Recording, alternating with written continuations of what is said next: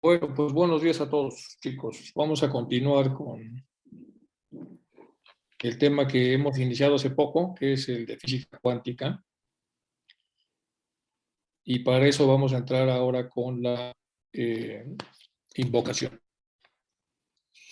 La invocación de Rada Burnier. Hay una beatitud y un poder más allá de nosotros mismos, que viene en ayuda de aquellos que están preparados para recibirlo.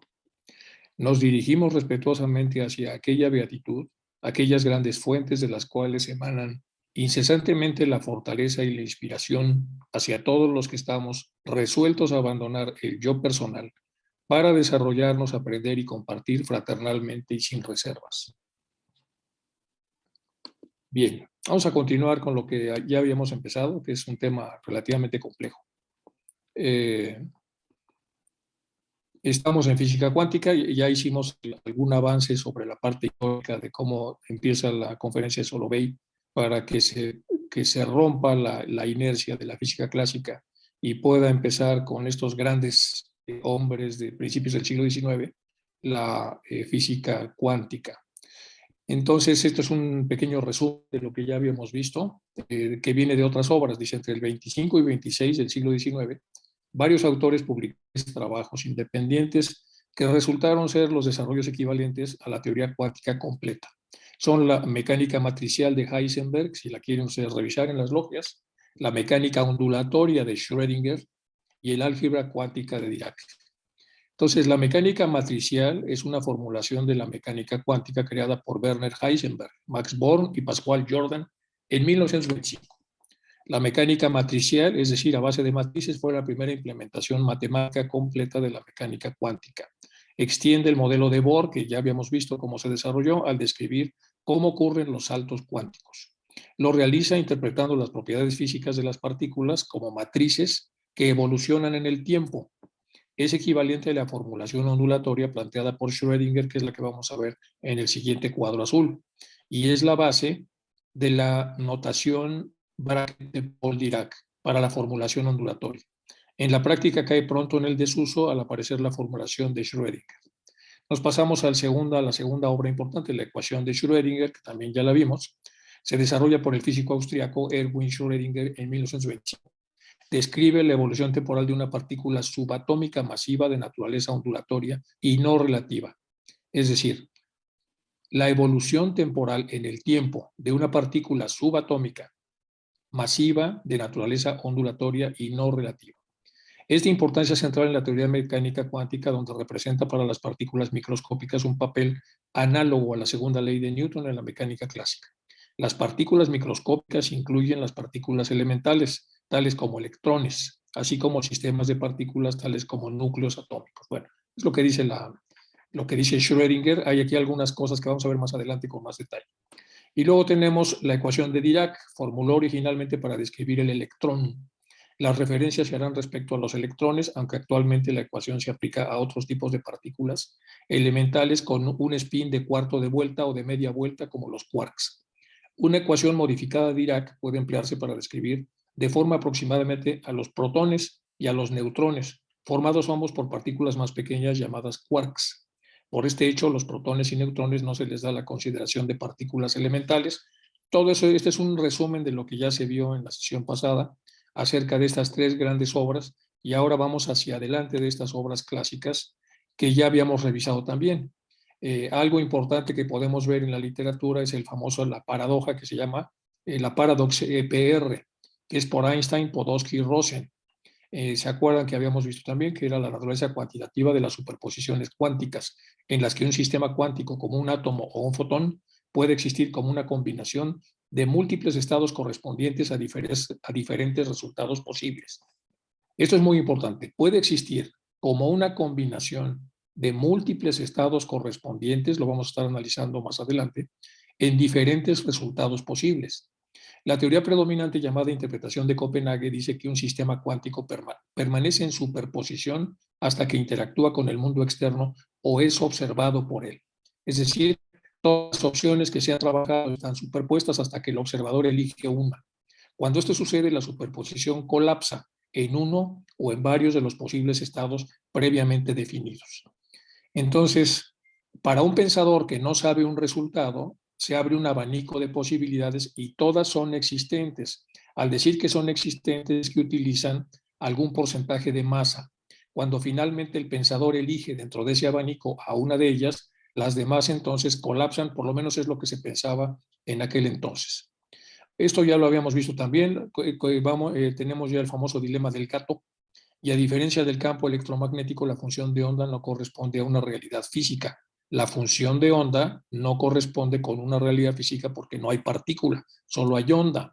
Más adelante se vería que la misma onda también tiene de alguna manera un poco de masa y por lo tanto también podría considerarse como una micropartícula, aunque aquí hay un debate a ese respecto. El concepto es realmente complejo, dado que establece que la entidad cuántica, como un electrón, existe en una superposición de estados cuánticos. O sea, existe en el plano nuestro, pero también en otros planos, aunque estos sean aparentemente invisibles para el plano nuestro.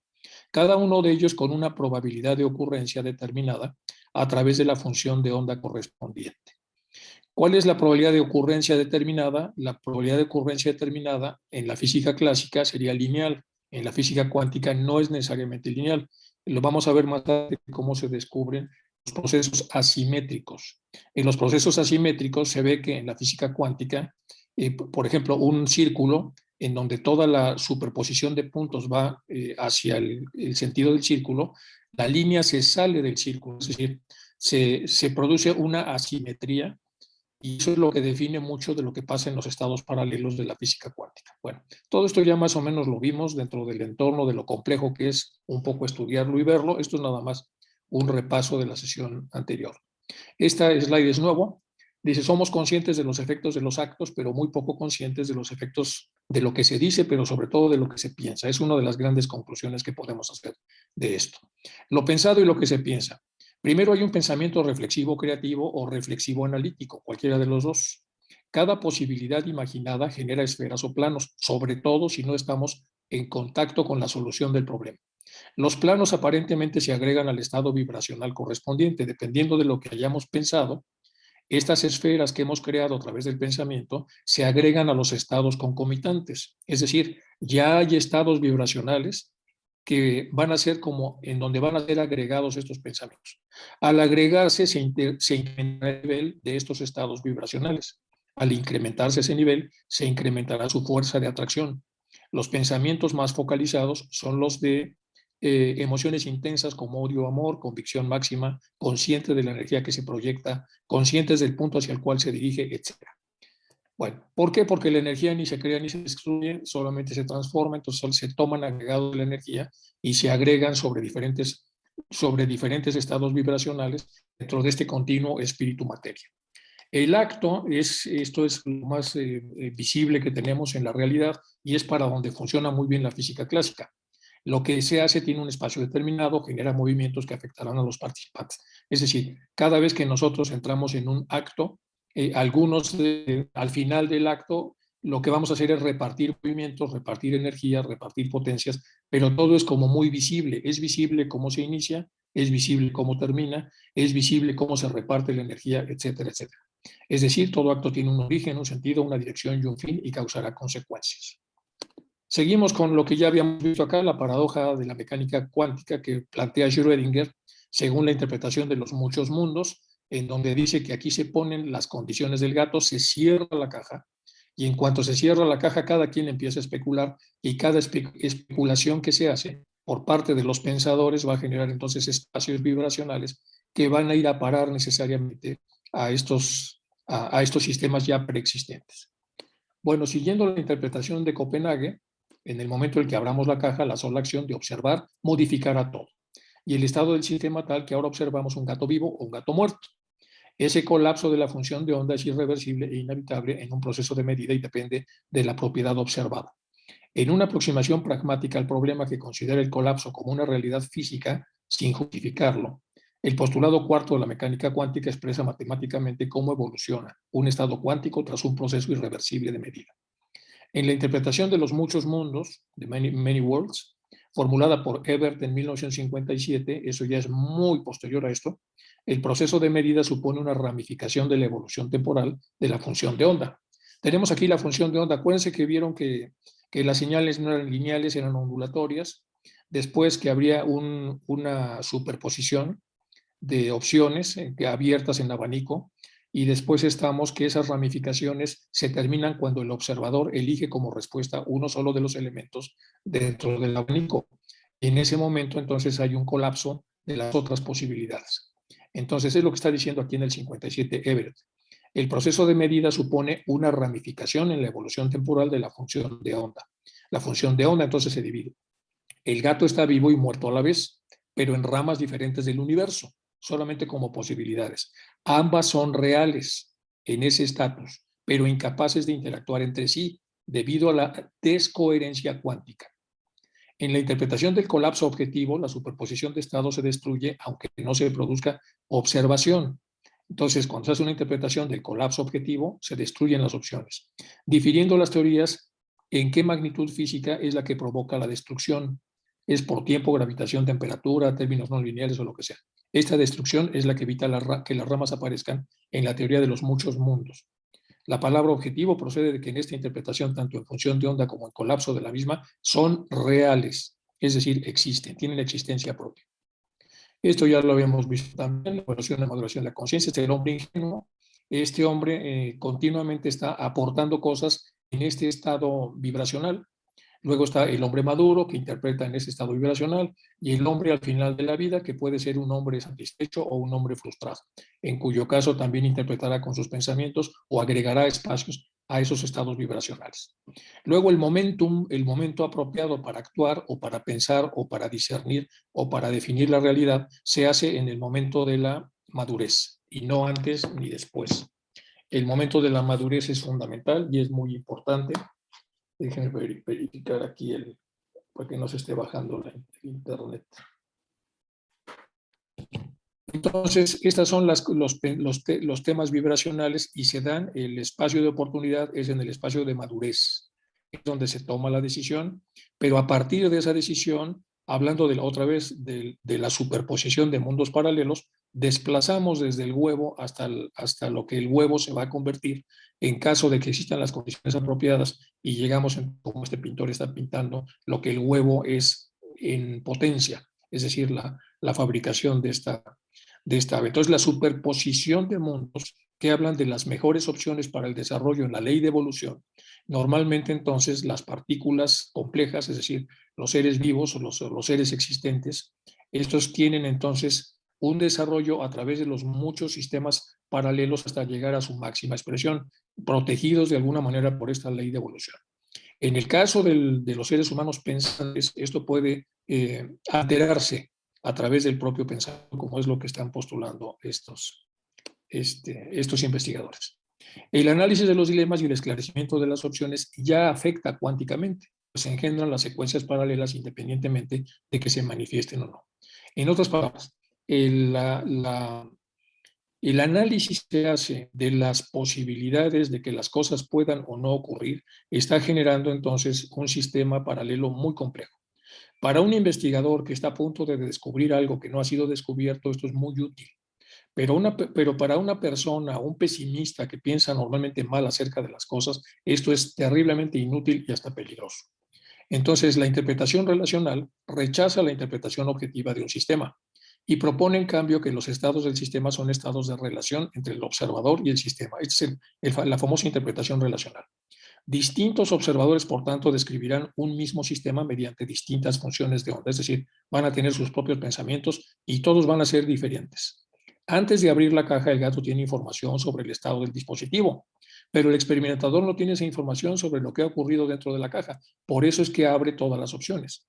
Así, para el gato, la función de onda del aparato ya ha colapsado para el gato, mientras que para el experimentador el contenido de la caja aún está en un estado de superposición porque puede ocurrir cualquier cosa.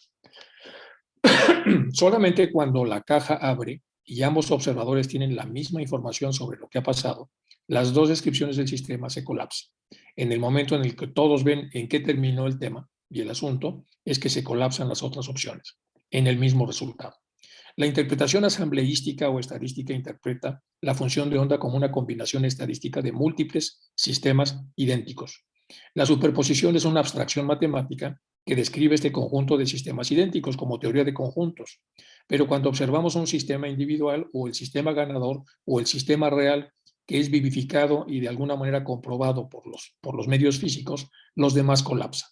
El resultado de uno de los estados posibles.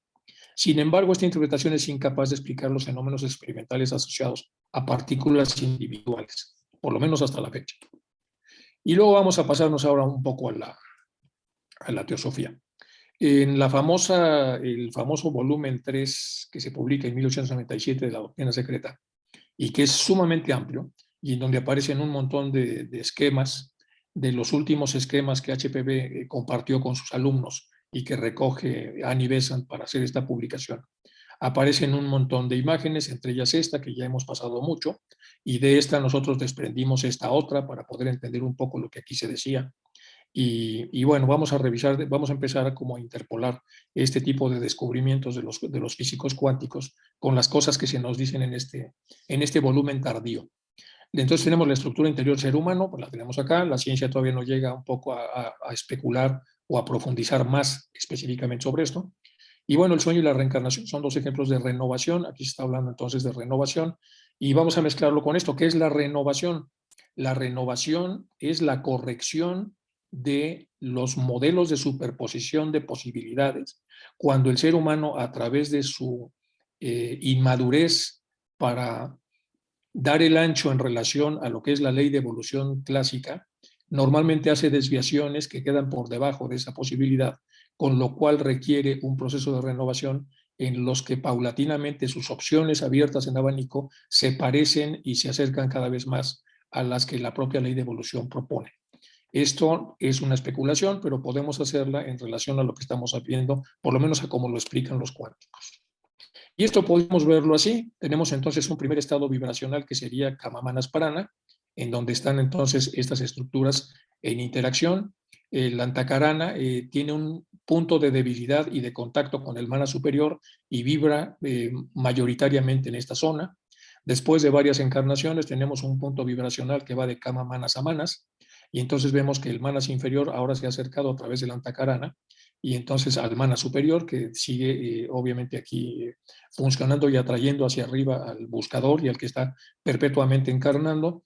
Después tenemos en las encarnaciones más altas, ahora ya está entre Manas y Budi, el Budi Manas, con el huevo áureo, y ahora sí que se ha tocado ya la parte inferior, el Mana superior ya tiene una plena dirección y ejecución importante sobre la estructura inferior que va ascendiendo, y finalmente tenemos, aquí está todavía contaminado por Kamamanas, y aquí la contaminación ya se ha resuelto, y por lo tanto entonces estamos que el mana superior ya es el que domina en estas encarnaciones. Entonces son continuas renovaciones a lo largo de encarnaciones que permiten entonces que sobre el punto máximo, es decir, la parte superpuesta de posibilidades que es la más correcta y la más desarrollada, todos vamos atinándole o tirándole hacia ella en función de ensayo y error y en función de múltiples encarnaciones.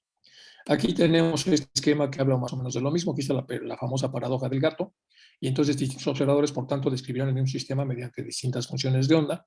Antes de abrir la caja, el gato tiene información sobre el estado del dispositivo, aunque esté vivo o muerto, pero el experimentado no la tiene porque la caja está cerrada, la tendrá hasta que se abra. Y entonces vemos que en función, antes de que se abre la caja, los que ya están vibrando en su sistema búdico, que son individuos hiperpotenciados y muy desarrollados, no se precipitan, esperan, no especulan, van por la mejor opción, y si la hacen, la opción es que el gato seguramente se ha salvado, con lo cual entonces el abanico de posibilidades va sobre el gato salvo. Generan en el espacio-tiempo metafísico, en el subespacio, cuerda o esfera o plano temporal, el dilema peligro y salvación. Es decir, ellos aportan ese estado vibracional, se agrega a este espacio que ya existe de las personas, entonces en la parte metafísica subespacial, que puede ser una cuerda o esfera o un plano temporal, esto, con lo cual se hace más poderosa y por lo tanto más cercana a la opción que buscaría el experimentador. Pero los individuos que están menos desarrollados, normopotenciados superiores, desarrollo medio alto, especulan y proyectan que el gato, sus emociones y razones, es decir, están contaminados por sus emociones y construyen una esfera deductiva fatal, 25, salva 75, es decir, pues yo creo que el gato, pues de repente imagino que murió envenenado por la radioactividad. ¿Se acuerdan que es el dilema del gato? Que habían dejado una palanca que en cuyo caso, si el gato la movía, salía un material radioactivo que terminaría matando al gato, pero si movía la otra palanca salía alimento.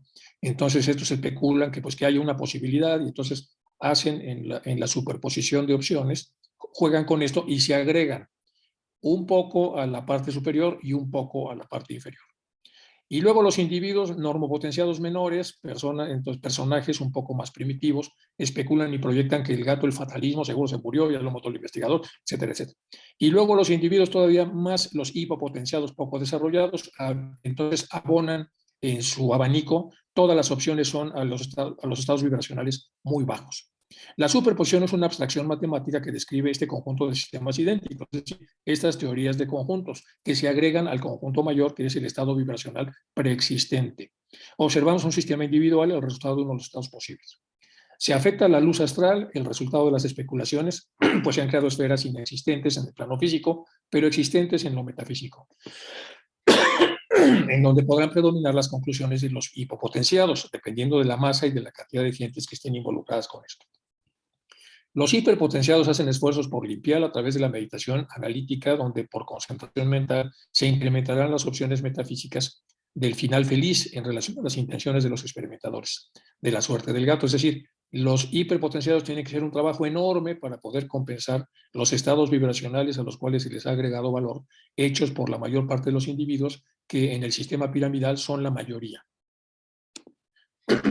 Y luego aquí tenemos un artículo que me envió José y que a su vez le había enviado Gaspar. Entonces, este es Gaspar, todos lo conocemos. Él vio un artículo que se llama What Happens in Our Brain When We Die? ¿Qué pasa en nuestro cerebro cuando morimos? Y es un artículo en donde lo que está diciendo es que varias horas después de muertos, todavía con ciertos aparatos se puede detectar onda cerebral, es decir, actividad cerebral. Tienen menos voltaje, por lo tanto es de más difícil recepción, y luego lo que hacen ahí es explicar cuáles son las ondas delta, que son irregulares y de frecuencia muy baja, entre 3 y 6 ciclos por segundo, las ondas teta, las ondas alfa, que son las clásicas en las que estamos la mayor parte del día, las ondas beta, que son hasta 20 ciclos por segundo, y faltan las gamma. Las gamma entonces son de más de 50. Entonces la actividad cerebral, lo que dicen estos investigadores es que aparentemente indica que sigue habiendo funciones en donde el cerebro sigue en contacto con los planos sutiles para tratar de tener información, y esto entonces empieza a asociarse a todo lo que pasa después de la muerte, que ya se dice en teosofía. Entonces quise ponerlo porque gracias a José que me envió el artículo, y ya lo rastreé y lo busqué, y es el artículo original. Vamos ahora con el experimento de Jung, más conocido como la doble rendija. Fue realizada en 1801 por Thomas Jung, 1901, perdón, en un intento de discernir la naturaleza corpuscular u ondulatoria de la luz. Jung comprobó un patrón de interferencias en la luz procedente de una fuente lejana al difractarse en el paso por dos rejillas, resultado que contribuyó a la teoría de naturaleza ondulatoria de la luz, porque no se sabía en aquel entonces si la naturaleza de la luz era recta o era ondulatoria. Posteriormente, la experiencia ha sido considerada fundamental a la hora de demostrar la dualidad onda-corpúsculo, una característica de la mecánica cuántica. El experimento también puede realizarse con electrones, protones o neutrones, es decir, con los tres productos subatómicos mayores. Los menores, que ya sabemos, son los quarks, los leptones, los fermiones, los bosones, etcétera, pero los primeros, que son las partículas subatómicas primarias, por así decirlo, todos sabemos, son electrones, protones y neutrones, produciendo patrones de interferencia similares a los obtenidos cuando se realiza con luz. Aunque este experimento se presenta habitualmente en el contexto de la mecánica cuántica, fue diseñado mucho antes de la llegada de esta teoría para responder a la pregunta si la luz tenía una naturaleza corpuscular o si más bien consistía en ondas, viajando por el éter, análogamente a las ondas sonoras viajando por el aire. La naturaleza corpuscular de la luz está basada más que todo en las investigaciones y descubrimientos de trabajos de Newton, la naturaleza ondulatoria en los trabajos clásicos de Hooke y de Huygens. Los patrones de interferencia observados por los científicos restaban crédito a la teoría corpuscular. Bueno, esto es un poco lo de Jung, solamente para entender que las emisiones son ondulatorias, como aparece aquí. Y aquí están los sistemas de interferencia. Los fotones o partículas de materia, como el electrón, producen un patrón de onda cuando se usan dos rejillas. La interpretación estadística interpreta la función de onda como una combinación estadística de múltiples sistemas idénticos. Es decir, se saca un promedio estadístico. La superposición es una abstracción matemática que describe este conjunto de sistemas idénticos. Ojo, al hacer nosotros una media, por ejemplo, una media de estatura de todos los teósofos que atendemos esta clase, y podemos llegar a lo mejor a unos 77 centímetros. El 1,77 en realidad nos está desviando de la experiencia real. La experiencia real es que hay una dispersión de estaturas y esa dispersión de estaturas son las superposiciones. Entonces la realidad siempre va a ser una cantidad de superposiciones, pero elaboramos un clúster para reducirlas en algo que representa a todas las superposiciones, pero que en realidad es inexistente porque es una media. Por lo tanto, entonces las combinaciones estadísticas, aunque nos ayudan a la comprensión, nos alejan de la experiencia real. La superposición es una abstracción matemática de acuerdo a este modelo, que describe a este conjunto de sistemas idénticos. Para poder entonces bajar de lo que sería el promedio, hacemos clústeres. Y entonces hacemos una superposición por clústeres y ponemos los que miden de unos 50 a unos 65, de unos 65 a unos 77, de unos 77 a unos 86, de unos 86 en adelante. Y por lo tanto, entonces ya tenemos varias teorías de conjuntos con varias informaciones diferentes. Y lo que están haciendo aquí los investigadores a través del sistema de Jung es empezar a utilizar la estadística para poder comprender mejor lo que ahí sucede y poder entender entonces que cada haz de luz, aunque nosotros hayamos hecho por ejemplo, lo que ya Einstein había dicho, los haces de luz que viajan a 300.000 kilómetros por segundo en promedio, en realidad son conjuntos de haces en donde cada onda va a una diferencia, tiene una diferencia mínima, pero al final de cuentas tiene una diferencia con el resto de las otras ondas que van en conjunto dentro de este haz de luz. ¿Por qué? Porque aparentemente no podrían ocupar el mismo espacio, el mismo lugar y espacio-tiempo simultáneamente. Pero con los cuánticos dicen sí, solo que estaría en un sistema de dispersión y entrarían esta combinación en el mismo espacio-tiempo, pero en mundos paralelos. Bueno, eso es lo que están discutiendo estos hombres en ese entonces. Vamos otra vez con un poco de teosofía. Aquí tenemos el huevo áureo, que también es el llamado huevo luminoso o envoltura áurea. Sabemos por qué lo hemos leído, entonces, que a Atma se le confiere entonces la capacidad de que en primer lugar lo que hace es formar su propio nido, su propio espacio, el huevo áureo, y después inmediatamente viene el primer recipiente del que es Budi, etcétera, y se van creando poco a poco las demás partículas subatómicas, diríamos aquí, equivalentes a este tipo de partículas, solo que en el huevo áureo. Y entonces es una especie de, ¿qué es? Una especie de aura magnética sutilísima, invisible, de forma ovalada, donde se encuentra, está envuelto cada hombre y es una emanación directa del rayo átmico en su triple aspecto. Es una emanación directa del huevo áureo, del rayo átmico en su triple aspecto. Primero creándose, después conservándose y finalmente disolviéndose. Entonces, el séptimo de esta aura, bueno, esto lo estamos viendo para poder entender aquí el concepto que hizo Taimni para poder explicar esto, que es un concepto donde es un triángulo isósceles más que un triángulo ideal. El triángulo ideal está arriba, en la parte de lo que sería la nupadaka, que es la parte entonces del plano monádico, y luego en el plano átmico ya baja sobre un triángulo isósceles, en donde la parte más baja, que para nosotros es alta, coincide con el mana superior. Este sistema es muy importante que lo veamos para lo que podamos entender lo que van a estar descubriendo un poco más adelante los cuánticos. ¿Qué otras propiedades tiene el huevo áurico mientras la entidad vive? Bueno, aquí vienen varias cosas que ya podrán ustedes revisar con calma en las diferentes logias. Por el hecho de reflejar todos los pensamientos, palabras y acciones del hombre, el huevo áureo es el conservador de cada registro kármico. Ojo, ¿qué otras propiedades tiene el huevo áurico mientras la entidad vive? Reflejar todos los pensamientos, palabras y acciones del hombre. El huevo áureo es el conservador de cada registro kármico y asimismo es el almacén de todos los poderes humanos, buenos, malos, recibiendo y distribuyendo a voluntad, o mejor dicho, con el solo pensamiento, todas las potencialidades que se convierten al punto de potencias en actividad. ¿Qué contiene?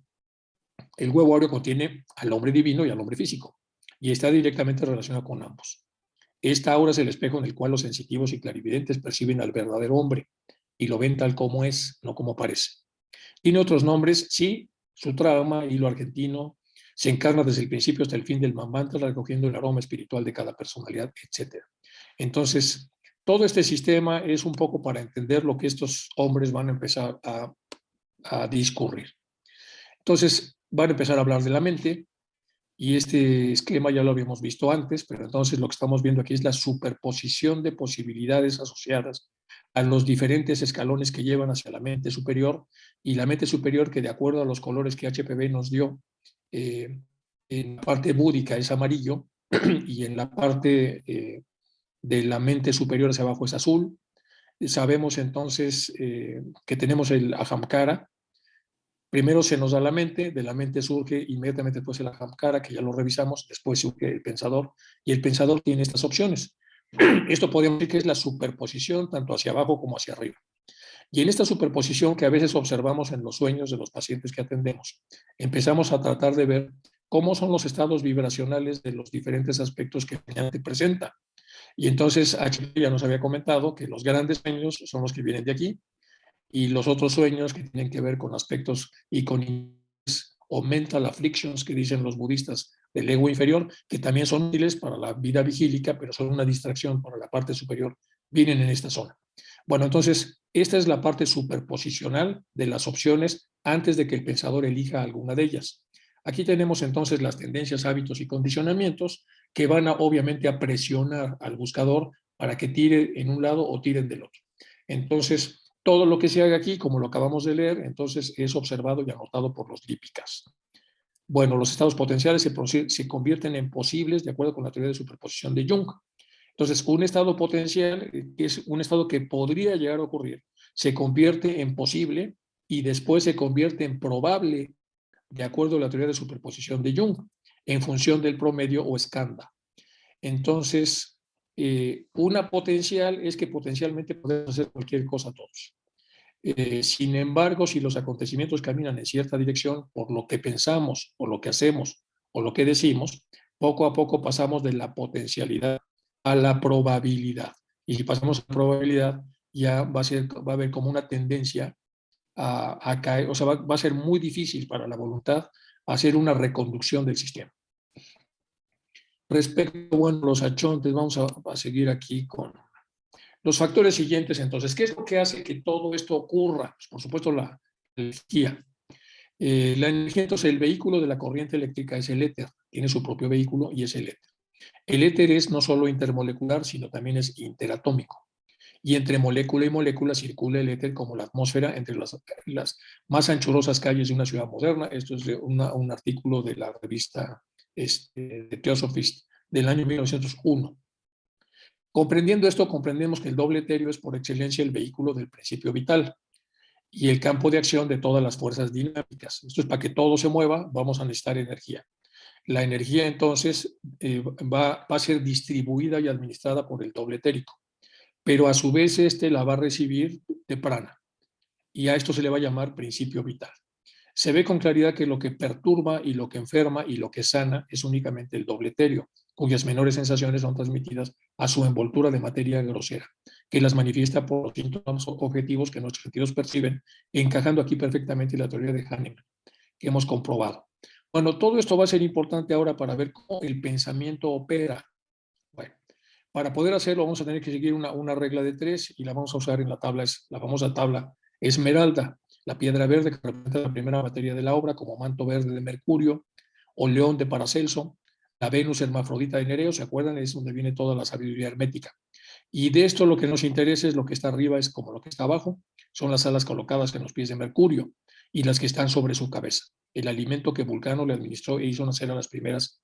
Júpiter, por mediación de Juno, que es el aire, dio las segundas, pero como el fuego celeste representado por Júpiter y el fuego central representado por Vulcano dependen de la misma raíz, y Vulcano, antes de ser precipitado a la Tierra, estaba en los cielos, debe concluir que el fuego central procede del fuego vital celeste, por la circulación eterna que Dios ha impuesto a este último. Bueno, estas son ya algunas peculiaridades de mayor profundidad, simplemente para corroborar que sí es posible utilizar este sistema de estudio, y que cuando no podemos, a través de nuestras habilidades y nuestras capacidades cerebrales, entender una realidad que es muy elevada, tenemos entonces formas para entender y para poder hacer que se forma cómo el espermatozoide penetra en el óvulo.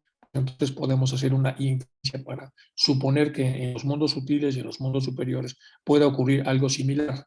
Entonces, a través de esto, como ya lo sabemos, se refiere básicamente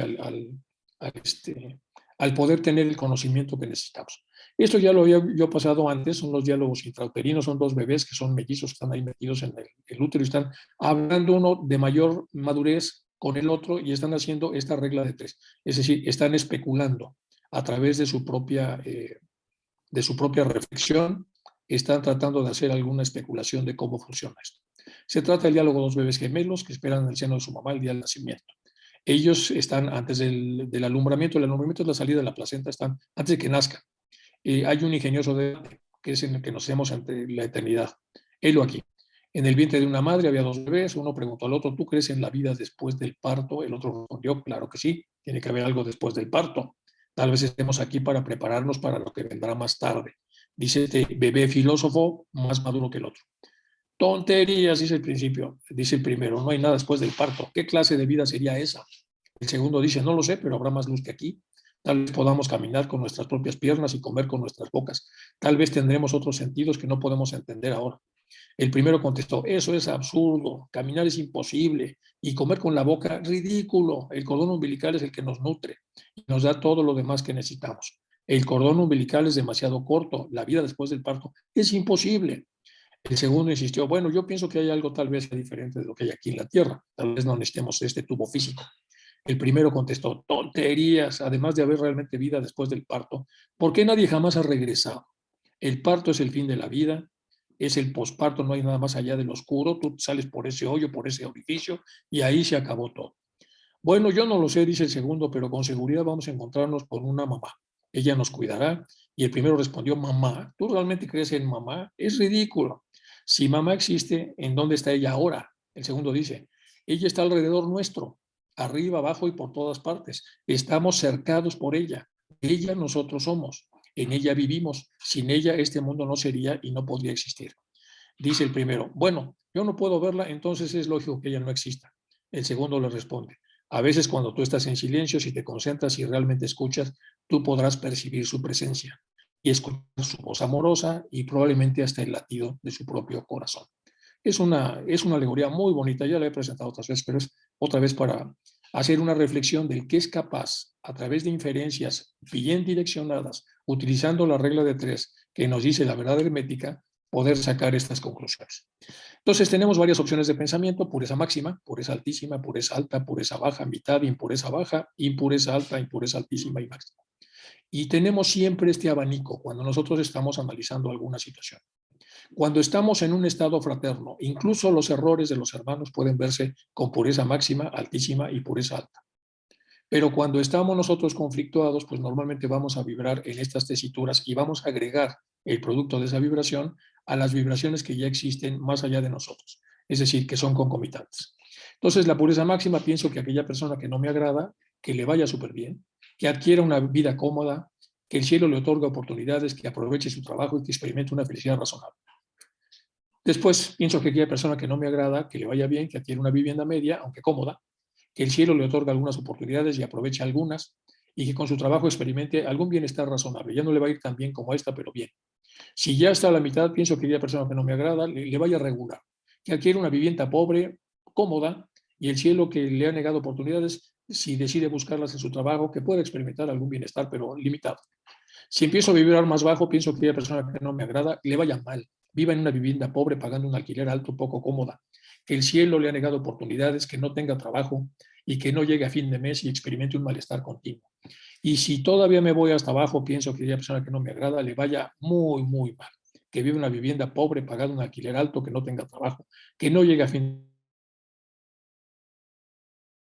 y sufrimientos. Y todos estos pensamientos se van a los vórtices naturales en donde ya estos estados vibracionales existen, creciendo y decreciendo continuamente en función de lo que se va uno pensando en relación a ellos.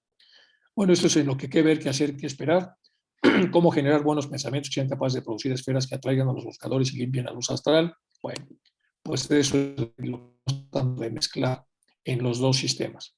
Analicemos e imaginemos. El FOHAT es la energía dinámica de la ideación cósmica, ya lo hemos visto. Considerados de otro punto de vista, es el medio inteligente. No nada más es una energía, sino además es un medio inteligente.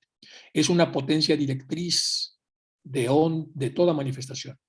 El pensamiento, del pensamiento divino y hecho manifiesto por medio de los Dianchuans. los arquetipos del mundo visible en su calidad de amor divino, erótico, creador, el poder eléctrico y afinidad y simpatía. Fohat es presentado alegóricamente tratando de unir siempre al espíritu puro, rayo inseparable de lo absoluto, con el alma, constituyendo ambos la mónada en el hombre y en la naturaleza el primer eslabón entre lo siempre incondicionado y lo manifestado. Cada mundo tiene su respectivo Fohat, así que hay tantos Fohats como mundos, variando cada uno de ellos en poder y grado de manifestación. Entonces, conocer esto y que nosotros tenemos un poco de esto o un mucho de esto y tenemos un camino para reencontrarnos con esto, es esencial para poder ayudarnos a vigilar el que los pensamientos puedan vibrar en esa tesitura tan alta.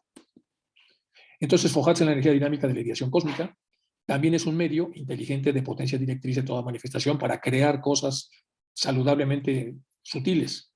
Y todo esto es pensamiento divino. Después bajamos, se transmite y se hace manifiesto por los Diyan Chuans, los arquetipos del mundo visible. Aquí ya bajó. Estos son entonces los transmisores, los que se van a manifestar y lo van a transmitir a través de los Diyan Chuans.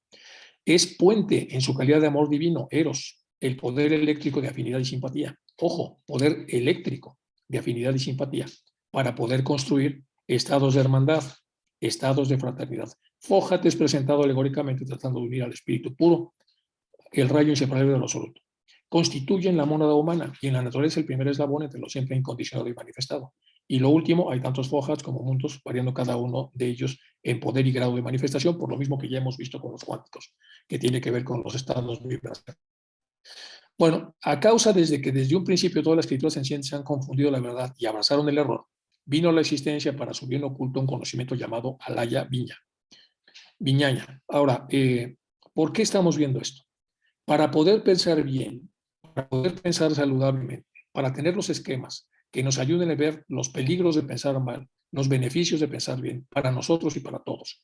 Tenemos que recurrir entonces a escuelas serias y a fuentes objetivas. Entonces, en dicho libro, en uno de los libros que estamos utilizando aquí para desmitificar, se pregunta, ¿quién está en posición del verdadero conocimiento que nos ayude a pensar mejor? La respuesta es los grandes maestros de la montaña Nevada. ¿Qué se sabe de estos grandes maestros? Viven en la nevada cordillera himaláyica desde hace edades sin cuento. Negar que allí moran sus grandes gurús parecería ridículo a los ojos de millones de indios, que creen que estos gurús viven en los ashmaras diseminados en ambas vertientes del Himalaya. Cuando Buda predicó en la India sus ashrams, pues es raro que estos grandes hombres se encuentren en la mansería, excepto durante cortas visitas.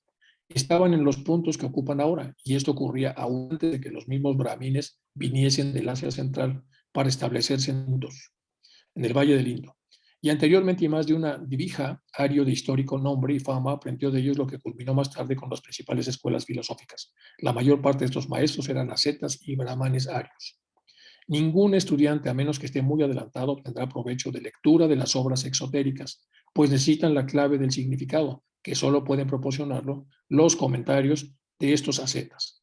Además, hay algunas obras relativamente modernas que son positivamente perjudiciales en lo referente a la comprensión correcta de lo concerniente al budismo exotérico. Tales son el Buddhist Cosmos, del Bonzo Gishon, etcétera, etcétera.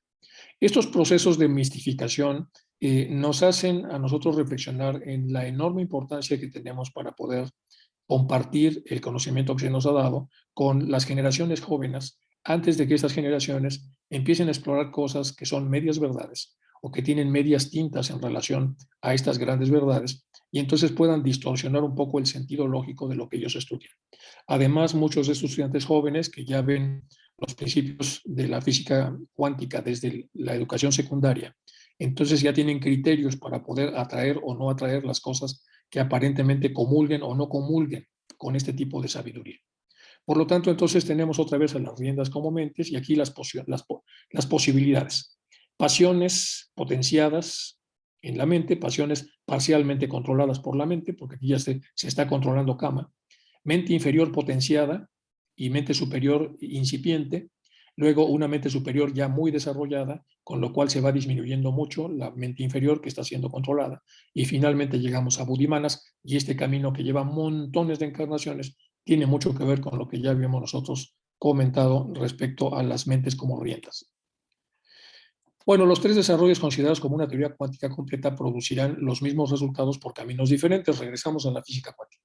Más adelante, Dirac, el famoso Dirac, logró interpretar los conceptos de la teoría especial de la relatividad, para así llegar a una descripción más amplia del electrón.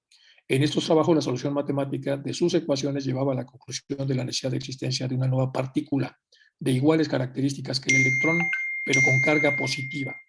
Entonces, ¿cómo es posible que nosotros tengamos un electrón que sabemos que tiene carga negativa y que al mismo tiempo que exista como una nueva partícula que sea casi idéntica pero con una carga diferente? Fue así como Dirac predijo la existencia de la antimateria, a pesar de que no tenía claro su significado físico.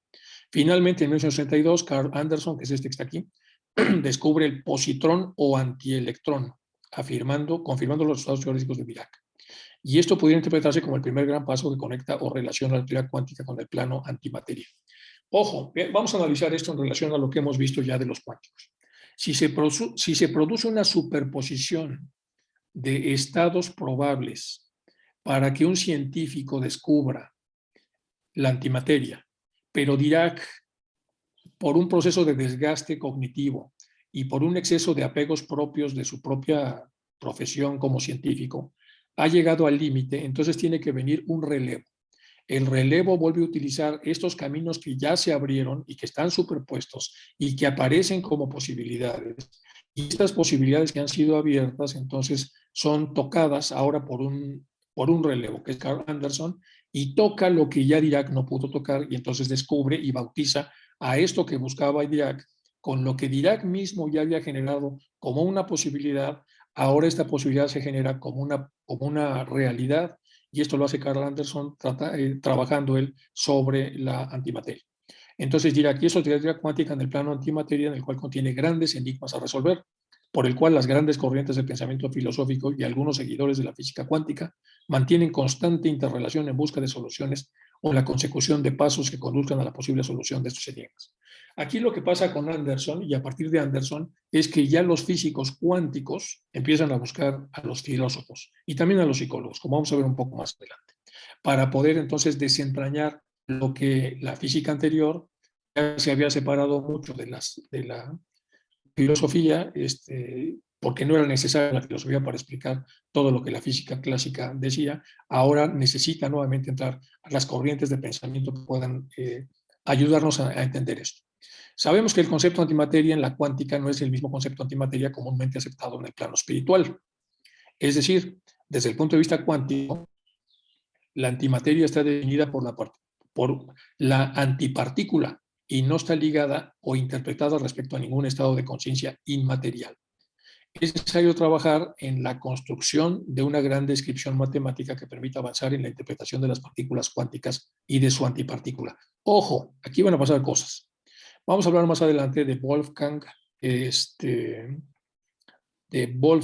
bueno, lo vamos a ver prácticamente dentro de un momento, que mantuvo una correspondencia durante muchos, muchos años con el doctor Jung. Y en esto él sí estaba buscando un estado de conciencia material. Y como ya el psicoanálisis lo había de alguna manera trabajado, que era el inconsciente y también el inconsciente colectivo del cual ya había hablado el doctor Jung, entonces empiezan a tener esta correspondencia que vamos a revisar un poco más adelante. Es una correspondencia muy larga y hay algunos libros que la citan. Vamos a utilizar 2 o 3 libros de los que citan la correspondencia con algunas conclusiones a las que llegan el premio Nobel Pauli, que es Wolfgang Pauli, y el muy connotado psicoanalista, el doctor Jung. En esta búsqueda, Paul Dirac trabajó bajo las reglas estadísticas que describen los comportamientos de los grandes números de partículas cuyos valores o spin son valores medios de números enteros. El electrón tiene entonces un spin de medio círculo, de media onda.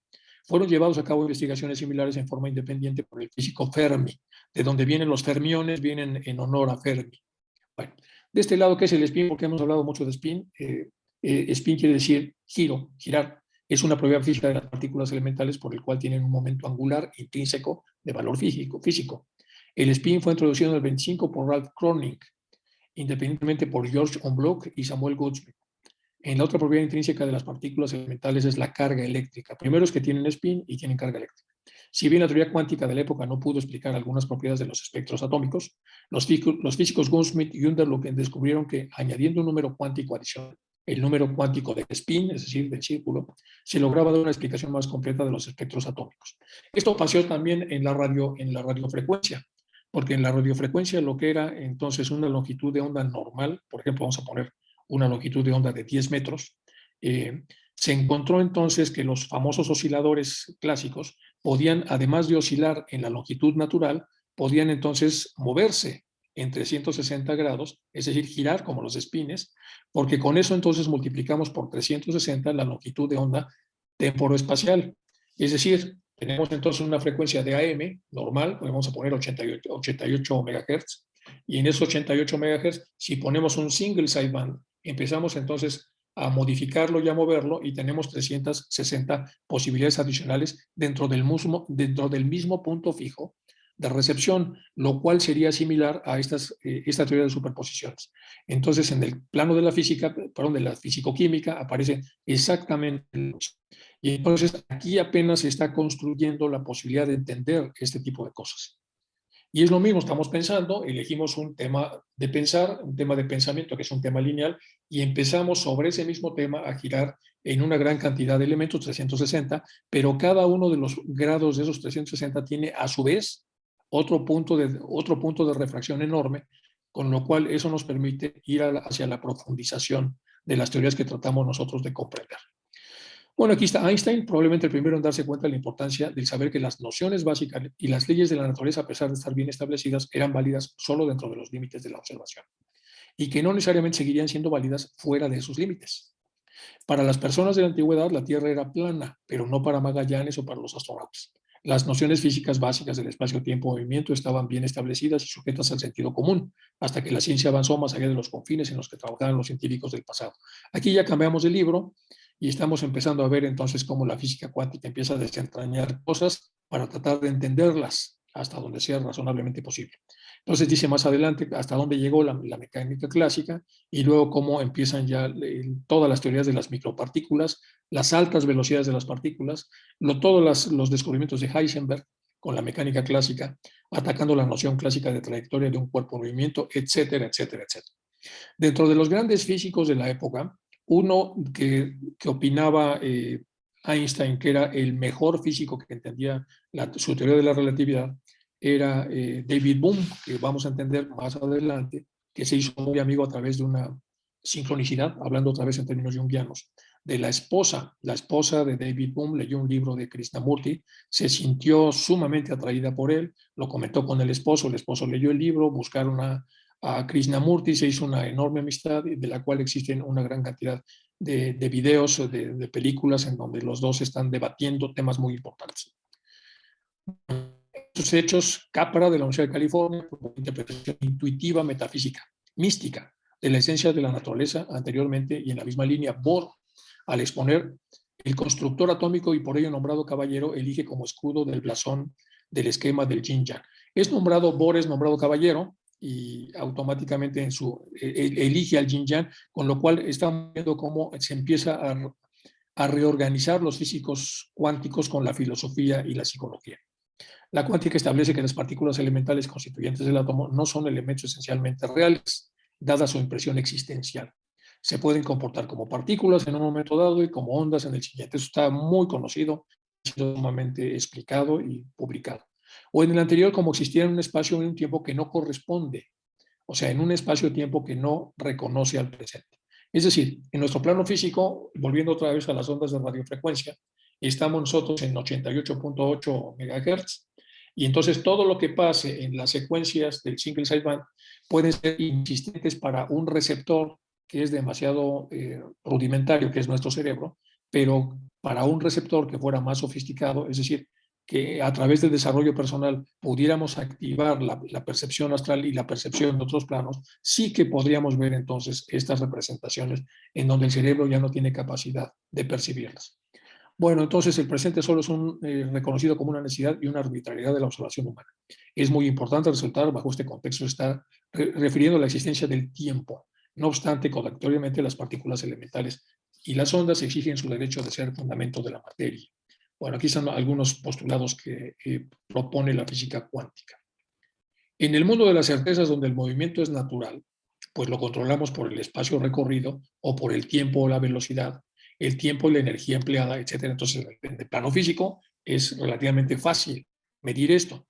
Sin embargo, en la teoría cuántica no pueden existir planos de referencia, excepto los que devienen del preciso instante dado. Es el mundo de lo impredecible, donde todo fluye, donde las partículas aparecen y desaparecen. Sus movimientos son discontinuos. Aquí aparecen entonces los sistemas asimétricos y giran sin cesar en todas direcciones, ya no en las direcciones donde la física cuántica se veía. Algunas veces como tales partículas y otras veces como funciones de onda. Aquí viene un poco el ejemplo de cómo se vería. En el espacio y tiempo se difunden en el mundo de las partículas que circulan sin orden cronológico. Se diluyen en campos de magnitudes de onda en su propio y aleatorio espacio y se multiplican en ocasiones permitiendo materialización y en otros se desmaterializan, invirtiendo el curso del tiempo. Las realidades cuánticas son estados potenciales, puesto que este es el concepto energético en el que predominan cuando hablamos del movimiento. Lo que empiezan a ver aquí los físicos. Del plano físico hay planos de superposición más allá de lo que la física puede describir, y estos planos, que serían como planos sutiles de lo que se ve en ocultismo, entonces las reglas del mundo ya no operan. Ahí operan otro tipo de reglas, otro tipo de estadios, y estos estados medidos con las herramientas del mundo físico, entonces lo que allá sería una normalidad, nosotros buscamos una palabra en el mundo físico y le llamamos asimetría. Y le llamamos asimetría porque visto desde el punto físico lo que está pasando allá, que es muy raro, entonces tenemos que nominarlos con ese tipo de conceptos. Entonces se supone que a través de redes neuronales, pero ¿qué hubo allí? Entre el pensamiento que produjo una idea y la misma idea, no sabemos que existe. La energía cuantizada y en cada nivel de energía que hay. Ahí es donde podemos hablar de los famosos saltos cuánticos. Las realidades cuánticas, dice aquí, son estados potenciales, puesto que es el concepto energético en el que predominan cuando hablamos del movimiento. Por eso el ejemplo del zinc de Saiban es tan importante. Son 360 posibilidades, o 280, o 50, o dos posibilidades, como el caso del gato. Pero son posibilidades dentro de esa misma longitud. Cuando no es una longitud de onda más arriba y más abajo, es exactamente en ese, en el aquí y en el ahora, es cuando se dispersa todo este sistema. Porque si pasamos al siguiente punto, ya nos perdimos la oportunidad de poder encontrar todas las derivaciones que existen de ese punto en el que estábamos originalmente. Por lo tanto, entonces, la presentización, que es algo que se ve en la filosofía antigua y ahora está de moda, tiene mucho que ver entonces con la capacidad de en ese sistema. Bueno, imaginemos la infinidad de trayectorias de partículas elementales y ondas que se han ordenado en el instante dinámico de la interferencia del observador, ofreciendo a la organización cerebral la proyección del espejo de la realidad. Individualmente, cada línea o trayectoria de una partícula no se traduce en una imagen reconocible. Sin embargo, el conjunto ordenado de ellas conforma nuestra realidad cotidiana. O sea, no vemos el mundo en función de partículas, lo vemos en función de secuencias, y esas secuencias son las que tienen sentido para nosotros. Electrones que antes de la percepción del observador eran partículas u ondas indefinidas e impredecibles se transformarán en virtud de energía como consecuencia de esta misma observación, en partículas y ondas de carácter formal, mediante unos fotones invisibles que responden a la llamada del observador como su consecuencia de su experimento. Y aquí vemos entonces una lucha entre los padres y los niños cuando son muy pequeños, para que los niños se ajusten a su modo perceptual y construyan las tendencias y afecten a la realidad a través de la percepción que los padres inducen en los niños. El mundo fantástico de los niños, esto se va acotando cada vez más y se reduce hasta quedar reducido a lo que ya es el mundo de los adultos. El gato vivirá o morirá, concretando uno de los estados latentes superpuestos en el momento de la observación. Dependiendo del instante de la observación, según la teoría de Schrödinger, lo acercará, lo acariciará o lo enterrará, que sería como el acto siguiente. Cuando ya se murió, pues lo enterrará. Vivió, lo acariciará. A partir de aquí se plantea entonces un gran problema. ¿Qué poder virtual tiene el observador sobre la creación de la realidad? Es un gran problema para los cuánticos. ¿Cómo al observarla la modificamos, la alteramos? ¿O será la realidad la que ejerce poder sobre el observador? El conocimiento de los elementos químicos que nos rodean parece ser el eslabón entre el mundo cuántico y la realidad común. Es decir, la conciencia del observador es la que hace realidad lo observado. Si no hubiera conciencia en el observador, no habría realidad observada. Quizá por eso Perigione dice, la realidad se nos revela solo a través de una construcción activa en la que participamos. Y ese es el caso en el que fundamentamos para definir la conciencia. La ciencia, tal como se definió anteriormente, no responde a estas características, quedando corta en esos objetivos, ya que su campo de actuación no contempla la conciencia. De acuerdo con de Broglie, la cuadridimensión espacio-temporal, todo lo que para cada uno de nosotros constituye el pasado, el presente y el futuro, se dará en bloque, por lo menos en la física cuántica. Cada observador, a medida que su tiempo va pasando, descubre nuevas proporciones de espacio-tiempo, que aparecen ante él como aspectos sucesivos del mundo material, aunque en realidad el conjunto de sucesos que constituyen el espacio-tiempo exista con prioridad a su conocimiento de ellos. La reducción, esto es muy importante también. Todo ya existe antes de que el observador meta mano, a pesar de que el observador va a modificarlo. La reducción de la probabilidad y de su conversión en realidad se encuentran asociadas a la actividad y actitud de los bosones, que son partículas subatómicas, por lo que pueden ser considerados como los antecedentes primarios de la conciencia, la cual está en estado latente en la materia, por lo que no es algo extraño al mundo cuántico. Las partículas elementales asocian los cambios en su medio a la interacción del observador. Siempre el observador va a tener mucho que ver con la conformación de estas partículas y por lo tanto con la formación de los campos de conciencia.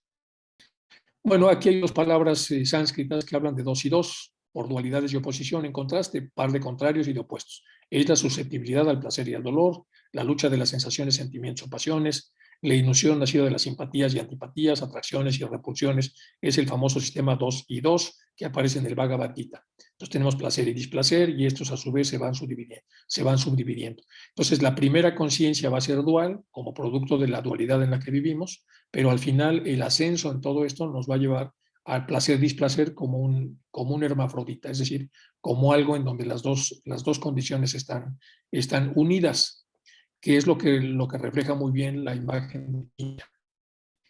Bueno, aquí tenemos algunos conceptos de HPV en relación al espacio.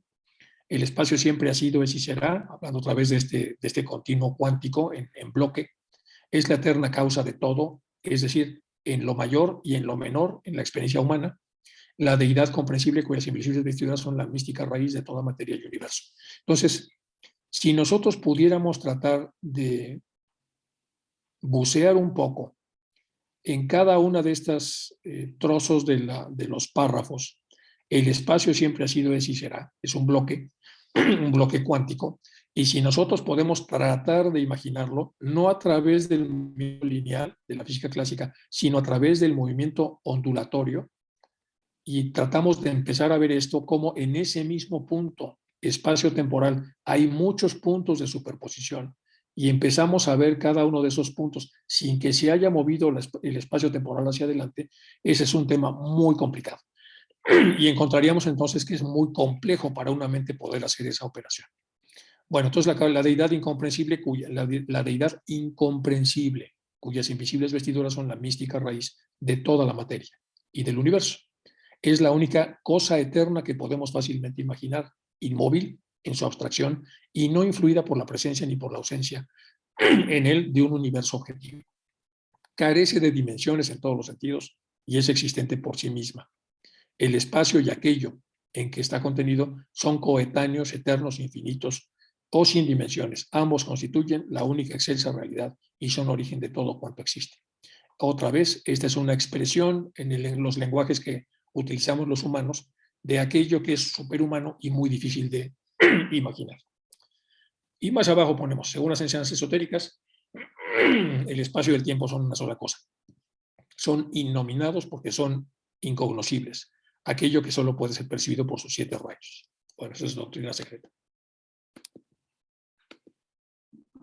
Bueno, Einstein dio una buena explicación analógica de la vida real acerca del significado de la palabra cuántica. En su libro La física aventura del pensamiento, dice que, por ejemplo, una mina de carbón, la producción puede variar de un modo continuo. Si aceptamos cualquier unidad de medida, por más pequeña que sea, es decir, podríamos decir que se produjo un granito más de carbón que ayer. Lo que no podemos hacer es expresar la variación del personal en forma continua. No tiene sentido hablar de que se aumentó el personal en 180 personas, es decir, la medida de la cantidad de personal es discreta y no continua.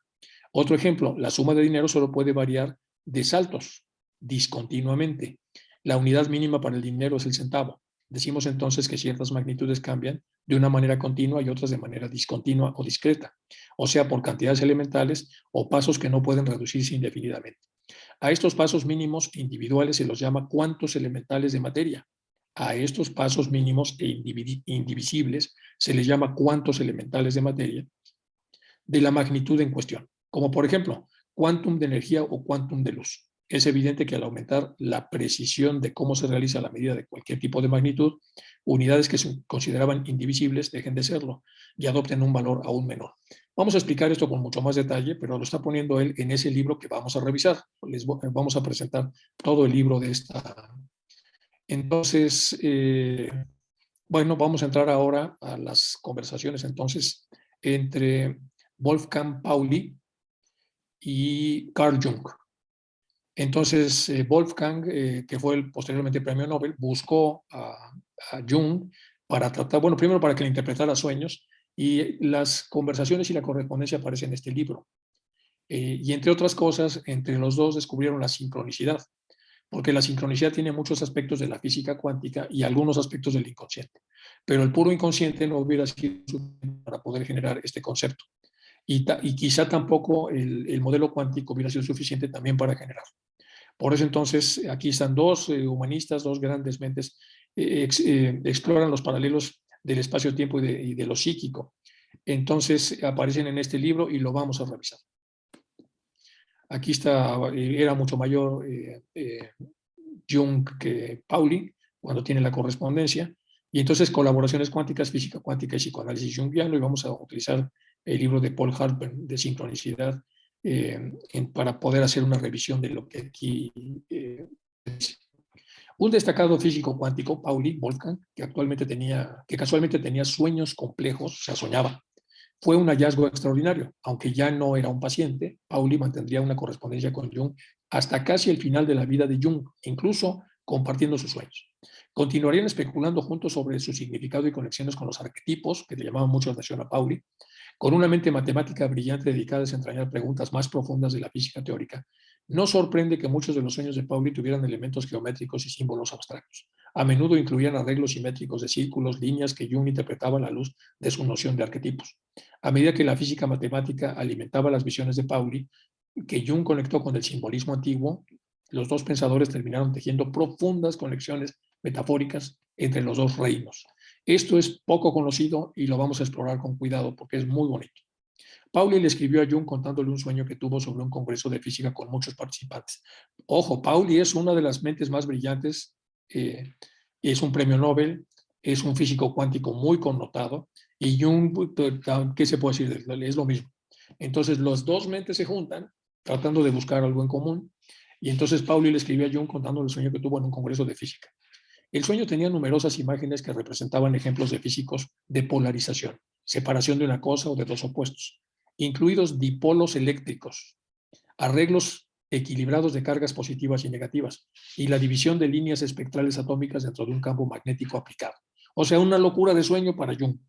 Jung respondió que el simbolismo del sueño probablemente representaba una relación complementaria de un sistema de autorregulación que incluye al hombre y a la mujer como dos polaridades distintas. Un dicho atribuido a Freud que es que a veces un cigarro es solamente un cigarro y a veces no, sino el cigarro representa otra cosa. Como físico, ¿no sería natural que Pauli a veces tuviera sueños con contenido relacionado con la física? ¿No será que a veces el dipolo es no solo un dipolo, sino una unión simbólica de hombre y mujer, decía Jung? Jung, como Freud, reconoció esa posibilidad y en general tuvo cuidado de no ser dogmático en sus conclusiones. Otro de los sueños de Pauli incluía un símbolo antiguo llamado Auroboro, ¿se acuerdan? La serpiente que se muerde la cola. Una serpiente devora su propia cola mientras se enrolla en un círculo. Tal simbolismo relacionado con el ícono del yin-yang, del taoísmo, refleja el concepto de la destrucción eterna y renacimiento, incluido en el cambio de estaciones y el reciclaje de los elementos naturales. Tal figura también muestra la simetría rotacional de Pauli y otros emplearon en sus exploraciones las propiedades cuánticas. A partir de un término de la filosofía oriental, también forma un tipo rudimentario de mandala. Entonces, y hace este esquema, bueno, obviamente la correspondencia es muy larga y los libros son muchos, pero ya se acuerdan que lo que estamos viendo acá son cosas para que ustedes se animen a estudiarlo en las logias. No vamos a ver todo de esto, vamos a ver nada más una parte del libro y de la correspondencia. Hay varios libros. Muchos de los libros donde viene esta correspondencia son libros de sincronicidad con ese título, pero ustedes pueden buscarlos como libros aparte que tienen que ver con la correspondencia. Acuérdense de Wolfgang Pauli y de Carl Jung. Y entonces se hace este esquema, los dos, digamos, Jung, como es una correspondencia de muchos años, pero muchos, poco a poco Jung se hace más asiduo a la física clásica, perdón, a la física cuántica, y el otro empieza pues, a tener también cosas relacionadas con el psicoanálisis. Entonces, alrededor de ese tiempo, Jung comenzó a perfeccionar su noción de sincronicidad en preparación para desarrollar un tratado sobre ese tema. Con la ayuda de Pauli esperaba convertirlo en un principio clave reconocido por la comunidad psicológica. O sea, todavía no lo publicaba, pero ya lo estaba discutiendo con Pauli. Como parte de ese objetivo, aspiró a desarrollar su propio emblema, un cuaternio como abreviatura de cómo se conecta la naturaleza. Jung programaría una serie de 2 partes de charlas sobre este tema. En preparación para las conferencias en 1950 envió a Pauli una carta que incluía un diagrama cuaternio que yuxtaponía causalidad con corresponsalia, un término que se refiere a las conexiones causales análogas de la ley hermética de correspondencias y el espacio con el tiempo. Y entonces hizo esto, espacio, tiempo, causalidad, correspondencia, para tratar de sacar a partir de esto su teoría de la sincronicidad. Pero Pauli dice, no, está mal, hay que cambiar eso, hay que cambiarlo. Entonces, en noviembre 24 de 1950, después de tener el chance de pensar acerca del diagrama, Pauli respondió con una visión crítica acerca del espacio-tiempo y de sus opuestos. Esta parte, perdón, me faltó traducirla. Bueno, el contraste de energía y movimiento de Pauli con el espacio-tiempo coincidía con la dicotomía planteada por la versión relativista del principio de incertidumbre de Heisenberg. Cuanto más se sabe sobre el espacio-tiempo, menos se sabe sobre la energía del momento, similar a una entidad de 4 dimensiones de relatividad, por lo que ya hemos visto por el single cycle. Entonces él dice, a ver, lo que tenemos que poner arriba es energía, que no se crea ni se destruye, solo se transforma. Es decir, siempre hay energía disponible para ser repartida en cada momento, a través del cual ocurre el devenir de todas las cosas. Y el espacio-tiempo están en un mismo lugar y son un continuo. Entonces la energía está disponible para que a través del continuo haya fluctuaciones de energía, ya sea de conservación, de destrucción o lo que sea. De este lado tenemos la causalidad que los seres humanos generamos y de este lado, como producto de la causalidad, obtenemos la sincronicidad. Bueno, esto es lo que se publica en una de las cartas, pero yo también conseguí lo que fue el dibujo original, que es este. Esta es la letra de Pauli, y entonces pone energía, que no nomás era energía, es indestructible, solo se crea, pero no se crea ni se destruye, solo se transforma. La energía es una disposición de transformación que es eterna, es infinita, y lo único que tiene son periodos mutacionales a través del uso que se hace de ella a través del trabajo. Y luego aquí tenemos una constant connection a través del efecto de la causalidad. Es decir, hay una aquí esto produce una conexión constante y del otro lado una conexión inconstante. Esto es cuántica, porque acuérdense que lo cuántico es donde todo lo constante ya no es constante, sino que tiene alteraciones. Entonces, la causalidad va a ser debida a una serie de factores inconstantes, o sea, asimétricos. Y la causalidad va a ser a través de ecuaciones constantes. Entonces, el efecto de esto causa la causalidad y de este lado, entonces, la conexión inconstante a través de las contingencias y de las equivalencias produciría la sincronicidad. Aquí vamos a hablar un poco de lo que es el modelo contingente y de lo que es el modelo de equivalencias. Aquí tenemos el continuo del espacio y tiempo. Dice, ahora sí, este esquema te puede ejemplificar lo que es la sincronicidad. Entonces vamos a tener factores contingentes, factores equivalentes que van a ser derivados de la causalidad y que van a generar un efecto sincrónico. Bueno, regresamos a esta zona de acá. Los filósofos de la antigüedad como tales ya tenían indicios de la conservación de una sustancia subyacente, que es de lo que está hecho todo. Sin embargo, no hay ninguna razón especial para identificar esas teorías con lo que hoy conocemos como masa energía. Tales pensaba que era el agua. Empédocles escribió en su sistema universal compuesto por 4 raíces. Nada nace ni perece, uno de los principios de la física. Estos elementos sufren una continua reordenación, pero no se destruyen. Por su parte, Epicuro creía que todo el universo estaba compuesto de unidades indivisibles de materia, que es el antiguo precursor de los átomos. Junto con Demócrito, estamos entonces de una u otra manera viendo que estos filósofos ya tenían la consigna de no revelar lo que era la parte metafísica de los aspectos físicos, Por lo tanto, se hacía una nominación de las partes físicas, pero se sabe que esotéricamente estaban hablando de los elementos con los que se construyó el cosmos. Y aquí las leyes de conservación de energía, la ley de conservación afirma que la energía no se crea ni se destruye, que se convierte esto en la primera ley de la termodinámica. Por ejemplo, cuando la energía eléctrica se transforma en energía térmica en un calefactor, la termodinámica construye el primer principio de la termodinámica, la primera ley, que dice que no se crea ni se destruye, solo se transforma. En la mecánica analítica puede demostrarse que el principio de conservación de la energía es una consecuencia de la dinámica de evolución de los sistemas que está regida por las mismas características. Bueno, estamos hablando aquí de la ley de conservación de energía para explicar esta parte del esquema. Y abajo tenemos el continuo, que es el espacio-tiempo. Aquí está la causalidad y aquí está la sincronicidad, en donde se dividen todos los mundos paralelos. Luego viene este esquema y aquí lo podemos ver por separado.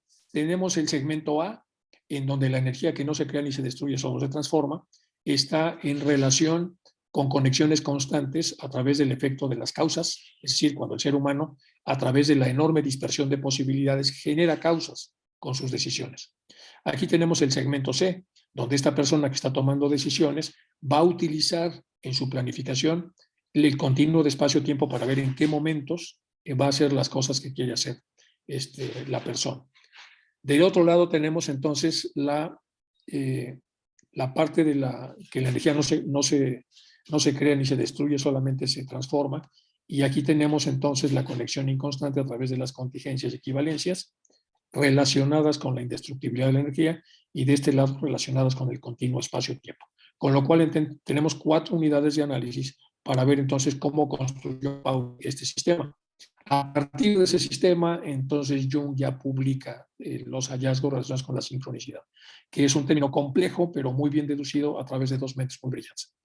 El monismo de doble aspecto. Bueno, aquí empiezan los problemas. El monismo es el neologismo, cuando se hizo esto, que asocia la relación espíritu-materia. Pero al decir que el monismo de doble aspecto, pues se vuelve otra vez a separar el espíritu y materia. Fusiona un monismo óntico, un monismo de significados, reflejado por una realidad de fondo psicofísicamente neutral, con un dualismo epistémico de lo mental y de lo físico como aspectos de perspectiva de la realidad óntica subyacente. Para una descripción más completa, ver entonces aquí a Edward Parcher. Jung acuñó la noción de unus mundus, mundo único, para este dominio. Entonces, en el momento en el que el mundo no ha empezado a diversificarse y dispersarse, entonces es un mundo único, que es de donde parte toda esta fluctuación que va a haber. En la versión de Paul y Jung, el monismo de doble aspecto, los aspectos no están dados a priori, sino que dependen de contextos epistemológicos. Las distinciones de aspectos son generadas por divisiones epistémicas del reino subyacente no separado y libre de distinciones. Y en principio puede haber tantos aspectos como contextos. En términos entonces algo más abstractos, las distinciones pueden concebirse como rupturas de esta simetría. Simetrías en esta jerga son invarianzas bajo transformaciones. Por ejemplo, la curvatura de un círculo es invariante bajo rotaciones de cualquier ángulo arbitrario. Por lo tanto, un círculo exhibe una simetría rotacional completa porque todos los puntos van en el mismo sentido. Las rupturas de simetría son una poderosa herramienta matemática en gran parte en la física teórica, pero podemos solo especular que las simetrías deben atribuirse a los mundos unos, psicofísicamente neutrales. Es lo que puso este autor, un poco derivado de lo que Jung ya había comentado. Según la conjetura de Paul y Jung, mente y materia aparecen como aspectos complementarios. Son incompatibles entre sí, pero ambos juntos son necesarios para describir exhaustivamente los sistemas mente-materia. Una razón sencilla de esto es la naturaleza fundamental no booleana de la realidad subyacente. Como es bien sabido en las matemáticas, las representaciones de valores no booleanos, systems, son incompatibles y complementarios con las formas de clasificación máxima de incompatibilidad. Bueno, aquí es otra vez una discusión muy compleja, en donde ellos al principio lo resuelve Jung diciendo que, bueno, antes de todo esto hay un mundo único de donde vamos a derivar esto. Entonces, conceptualmente estamos hablando de un punto de inflexión, un punto de emanación de todo. Y ese punto es único. Cuando ese punto se ha dividido, entonces ya tenemos el aspecto mente-cuerpo. Y ahí ya entonces tiene una derivación óntica, es decir, de significado. Están fusionados en doble aspectos. Por lo tanto, es un monismo de doble aspecto. Y luego se hacen aquí, a partir de él, divisiones epistémicas. La epistemología es como la mamá de todas las ciencias, es la que estudia el método científico de todas las ciencias para darle sentido a lo que cada ciencia trata de demostrar por sí misma. Entonces, en los reinos subyacentes hay separadas distinciones, todas con derivaciones epistémicas, para tratar de ver lo que serían entonces las superposiciones.